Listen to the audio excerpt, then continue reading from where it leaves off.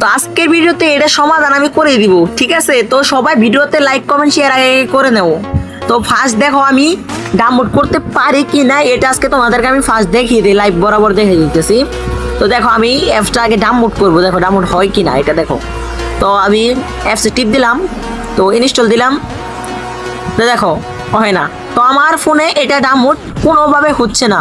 তো যাদের ফোনে এই সমস্যাটা, তো আমি দেখাই দেবো সেম এইভাবে করবা, তো সবার কাজ ফোনে কাজ করবে আর কি। তো দেখো, তো ফার্স্ট আমরা যা বলো প্লে স্টোরে, তো সবার ফোনে প্লে স্টোরে যাইয়া তারপর তোমার প্রোফাইলে যাবা, তারপর লেখা আছে এইটার ভিতরে টিপ দিবা। তো টিপ দেওয়ার পর কিছুক্ষণ দিলেবো, তারপর ওই যে সেটিংয়ে টিপ দিবা। দেওয়ার পর একটু এই দুইটা অপশন যদি কারো ফোনে অফ থাকে বা অন থাকে তো অফ করে নিবা। তো আমার ফোনে অন, তো আমি অফ করে নিলাম এই দুইটা। তো অফ করার পর লেখা আছে মানে অফ দিয়ে দিবা। তো যাদের ফোনে ফিঙ্গারপ্রিন্ট আছে বা লক আছে লকটা এনে দিয়ে নিবা, তো এটা অফ হয়ে যাবে। তো এটা অফ হওয়ার পর কাট করে নিবা, যেহেতু বের হবা।